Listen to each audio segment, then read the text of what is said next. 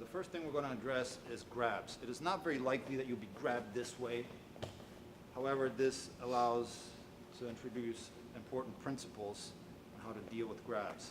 It is more likely you'll be grabbed this way to get punched, or perhaps one person grabs you to distract you while another attacks you. The situations can vary. We'll address all that during the actual course. However, from a technique perspective, a same side grab looks like this. We have the option of either fighting 4 or fighting 1 opponents. I would go with the 1. So what I mean by that is roll out against the thumb. Keep your wrist at your center and rotate your body and your hand in the same direction. If the guy's grip is really strong, use 2 hands, but turn the same way.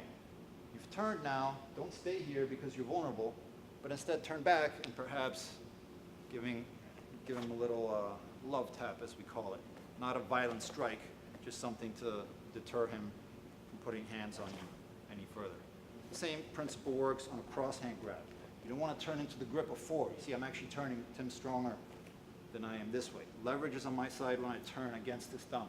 He's squeezing pretty hard and cannot maintain the grip if I turn out against his thumb. If he is extremely strong, I can again support my turn and still have the wind up to retaliate with the open hand slap is enough. We don't want to brutalize our opponent, even though they shouldn't have been grabbing you. Same thing works on double-handed grab. We want to go against the thumbs. Now, however, we've got to drop our level, step in toward him. Notice how my foot's at the outside. And then like you're brushing your hair, come up the midline, and again, you're chambered here to let him know, don't put your hands on a peace officer. Let's keep the peace. These grips also lend themselves to wrist locks. So if you go on the outside, you want to trap his hand. So otherwise, he'll just let go.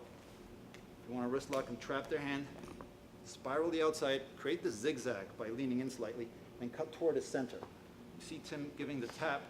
That's the way we communicate in martial arts, to please let go so you don't do any damage. It works on a cross hand grip all the same. Trap the hand, come around, and cut this way. A person who's not trained like Tim and not familiar with this pain is going to react. So be careful not to do damage. Use this for compliance. Excuse me, sir, you're going to have to leave the premises. You can't be touching me.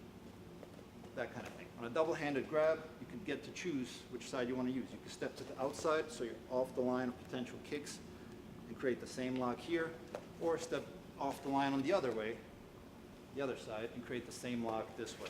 Let's show the detail in these grips. So if I lock up this hand, I trap it, step off to the side, go over top, and dial toward his belly button here. Trapping these 2 knuckles, creating a stretch in the forearm tendons that's pretty painful. Or the outside on this angle, here, and down here.